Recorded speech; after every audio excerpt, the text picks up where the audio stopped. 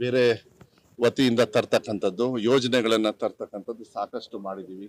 3 exam ಮಾಡ್ತಕ್ಕಂಥದ್ದಿರ್ಲಿ, ಕೆಲವನ್ನೆಲ್ಲ ಒಳಗಡೆನೂ ಕೂಡ ನಾನು ಹೇಳ್ತೀನಿ. ಇದ್ರ ಜೊತೆಗೆ ಶಿಕ್ಷಣ ಇಲಾಖೆ ಅಂದಾಗ ಶಿಕ್ಷಕರು ಬೇಕಾಗ್ತದೆ. ಬಹಳ ಸಂತೋಷ ಆಗ್ತದೆ.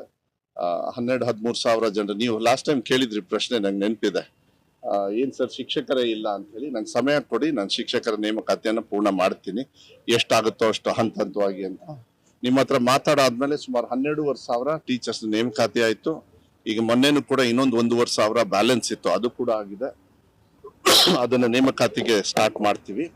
ಮತ್ತೆ PUC ಯಲ್ಲೂ ಕೂಡ ಒಂದು ಸುಮಾರು 900 ಟೀಚರ್ಸ್ ನ ತಗೊಳ್ತಕ್ಕಂಥದ್ದು, ಫಿಸಿಕಲ್ ಎಜುಕೇಶನ್ ಟೀಚರ್ಸ್ ನ ತಗೊಳ್ತಕ್ಕಂಥದ್ದು. ಅನುದಾನಿತ ಶಾಲೆಯಲ್ಲಿ 9 ವರ್ಷ ಇದೇ ಇರಲಿಲ್ಲ, ಏನು ಶಿಕ್ಷಕರು ತಗೊಂಡಿರ್ಲಿಲ್ಲ ನೇಮಕಾತಿ. ನಾವು ಬಂದ್ಮೇಲೆ 9 ವರ್ಷದ 5 ವರ್ಷಕ್ಕೆ ತಗೊಳ್ತಕ್ಕಂಥದ್ದು ಕೆಲಸವನ್ನ ಮಾಡಿದ್ವಿ. ಆ ಪ್ರಕ್ರಿಯೆಯನ್ನು ಕೂಡ ಸ್ಟಾರ್ಟ್ ಆಗಿದೆ.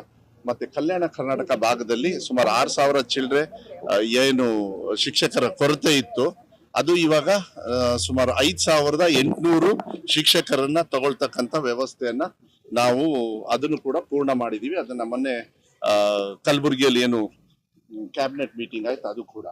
ಮತ್ತೆ KPS ಶಾಲೆಗಳನ್ನ ಹೋದ್ಸತಿ ಬಂದಾಗ ನಾನು ಹೇಳಿದ್ದೆ, ಜನರಲ್ ಆಗಿ KPS ಶಾಲೆಗಳನ್ನ ಮಾಡ್ಬೇಕು ಅಂತ.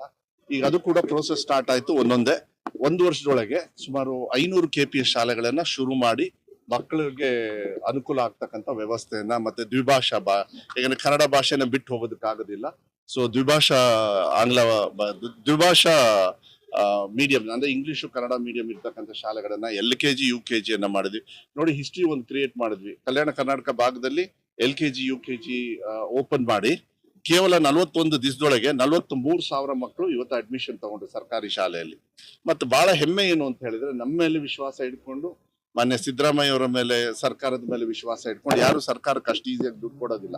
ಆದ್ರೆ ಅಜೀಂ ಪ್ರೇಮ್ಜಿ ಫೌಂಡೇಶನ್ ಅವರು ಸುಮಾರು 1,591 ಕೋಟಿಯನ್ನ ಮಕ್ಕಳಿಗೆ ದಿನ ಮೊಟ್ಟೆ ಇಲ್ಲ ಚೀಕಿ ಮತ್ತೆ ಇಲ್ಲ ಅಂದ್ರೆ ಬಾಳೆಹಣ್ಣು ಕೊಡ್ತಕ್ಕಂತ ಒಂದು ಅದ್ಭುತವಾಗಿರ್ತಕ್ಕಂಥ ಒಂದು ಕಾರ್ಯಕ್ರಮನ ಮೊನ್ನೆ 25ನೇ ತಾರೀಕು ನಾವು ಶುರು ಮಾಡಿದೀವಿ. ಅಂದ್ರೆ ಎಲ್ಲೋ ಒಂದು ರೀತಿಯಲ್ಲಿ ಪ್ರೋಗ್ರೆಸ್ ಆಗಿ ಹೋಗ್ತಾ ಇದೆ, ಏನು ತೊಂದರೆ ಇಲ್ಲ.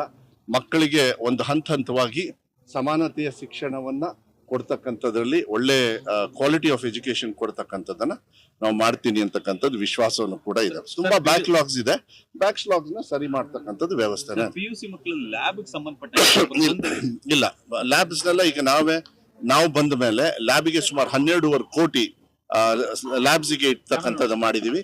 ಪ್ಲಸ್ ಎಲ್ಲೆಲ್ಲಿ ಆದರ್ಶ ಶಾಲೆಗಳು ಬರೀ 10ನೇ ಕ್ಲಾಸ್ ವರ್ಗೂ ಇತ್ತು, PUC ಕಾಲೇಜಸ್ ಶಾರ್ಟೇಜ್ ಇತ್ತು, ಅದನ್ನೆಲ್ಲ PUC ಕಾಲೇಜಾಗಿ ಆಟೋಮೆಟಿಕ್ ಆಗಿ ಕನ್ವರ್ಟ್ ಮಾಡಿ ಅದಕ್ಕೆ ದುಡ್ಡು ಕೂಡ ಇದೆ. ಲ್ಯಾಬ್ ಎಕ್ಸಾಮ್ ಸಂಬಂಧಪಟ್ಟಂಗೆ ಲ್ಯಾಬ್ ಎಕ್ಸಾಮ್ ಸಂಬಂಧಪಟ್ಟಂಗೆ ಒಂದು ಸುತ್ತೋಲೆ ಏನ್ ನೀವು ನೋಡಿದ್ರಿ, ಅದನ್ನ ಏನಾದ್ರೂ ಸ್ವಲ್ಪ ನಿಜವಾಗ್ಲೂ ಮಕ್ಕಳಿಗೆ ತೊಂದರೆ ಆಗ್ತಕ್ಕಂಥದ್ದು ಕೆಲವು ಭಾಗದಲ್ಲಿ ಒಂದು 5% ಮಾತ್ರ ಆಗ್ತದೆ. ಹಂಗೇನಾದ್ರು ಇದ್ರೆ ಮಕ್ಕಳಿಗೆ ತೊಂದರೆ ಆಗದೆ ಇರ್ತಕ್ಕಂಥದ್ದು ರೀತಿಯಲ್ಲಿ ನಾವು ಮಾಡೋಣ, ಏನ್ ತೊಂದರೆ ಇಲ್ಲ. ಮಕ್ಕಳಿಗೆ ನಾನು ಕೇಳ್ಕೊಳ್ಳೋದಿಷ್ಟೇ, ಮಕ್ಕಳ ದಸರಾ ಅಲ್ಲಿ ಯಾವತ್ತೂ ಅಷ್ಟೇ. ಮತ್ತೆ ಶಿಕ್ಷಣ ಇಲಾಖೆಯಿಂದ ತೊಂದರೆಗಳು ಎಷ್ಟೇ ಇರಲಿ, ಆದ್ರೆ ಒಂದು ಮೇನ್ ಮಿಸ್ಟೇಕ್ ಆಗ್ತಾ ಇದೆ. ಏನು ಅಂತ ಹೇಳಿದ್ರೆ, ತಂದೆ ತಾಯಿಯವರು ಸಂಪೂರ್ಣವಾಗಿ ಅಡ್ಮಿಷನ್ ಆದ್ಮೇಲೆ 6 ದಿವಸನು ಮಕ್ಕಳಿಗೆ ಶಾಲೆಗೆ ಕಳಿಸಿ, ಫ್ರೀ ಬುಕ್ಸ್ ಕೊಡ್ತೀವಿ, ಫ್ರೀ ಶೂಸ್ ಕೊಡ್ತೀವಿ, ಸಾಕ್ಸ್ ಕೊಡ್ತೀವಿ, ಯೂನಿಫಾರ್ಮ್ ಕೊಡ್ತೀವಿ, ಬೆಳಗ್ಗೆ ಹಾಲು ಕೊಡ್ತೀವಿ, ರಾಗಿ ಮಾಲ್ಟ್ ಕೊಡ್ತೀವಿ, ಮೊಟ್ಟೆ ದಿನ ಕೊಡ್ತೀವಿ, ಇಲ್ಲ ಚೀಕಿ ಕೊಡ್ತೀವಿ. ಇದೆಲ್ಲ ಕೊಟ್ಟ ಮೇಲೆ ಫ್ರೀ ಕರೆಂಟ್ ಕೊಡ್ತಾ ಇದೀವಿ ನಾವು ಶಾಲೆಗಳಿಗೆ. ದಯವಿಟ್ಟು ಮಕ್ಕಳನ್ನ ಬರೀ 3 ದಿವಸ ಕಳಿಸಿ 5 ದಿವಸದೊಳಗೆ 3 ದಿವಸ ಇಲ್ಲ 2 ದಿವಸ ರಜಾ ಮಾಡಕ್ ಹೋಗ್ಬೇಡಿ. ಯಾಕೆಂದ್ರೆ ಶಿಕ್ಷಣ ಅನ್ನೋದು ಒಂದಾದ್ಮೇಲೆ 2, 2 ಆದ್ಮೇಲೆ 3 ಬರುತ್ತೆ ಹೊರತು ಅದನ್ನು ಒಂದಾಗಿ ಮತ್ತೆ 3ಕ್ಕೆ ಜಂಪ್ ಮಾಡೋದಕ್ಕಾಗೋದಿಲ್ಲ.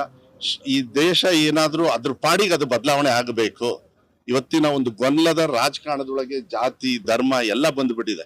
ನಾನೊಬ್ಬ ಸಚಿವನಾಗಿ, ರಾಜಕಾರಣಿಯಾಗಿ ನಾನು ಹೇಳ್ಕೊಳ್ತೀನಿ, ಅಸಹ್ಯ ಆಗೋಗಿದೆ. ಅದೆಲ್ಲ ಹೊರಗೆ ಹೋಗಬೇಕು ಅಂತ ಹೇಳಿದ್ರೆ ಶಿಕ್ಷಣದಿಂದ ಮಾತ್ರ ಸಾಧ್ಯ ಆಗ್ತದೆ. ದಯವಿಟ್ಟು ಮಕ್ಕಳಿಗೆ ಶಾಲೆಗೆ ಕಳಿಸಿ. ನಾವು ಅವ್ರು ಬಂದು ಏನೋ ಮಲಗಿದ್ರೆ ನಾವೇ ಎಬ್ಸಿ ಪಾಠ ಹೇಳ್ಕೊಡ್ತೀವಿ. ಆದ್ರೆ ದಯವಿಟ್ಟು ಮಕ್ಕಳಿಗೆ ನೀವು ಶಾಲೆ ಕಳಿಸಿ, ಸರ್ಕಾರಿ ಶಾಲೆ ಕಳಿಸಿ.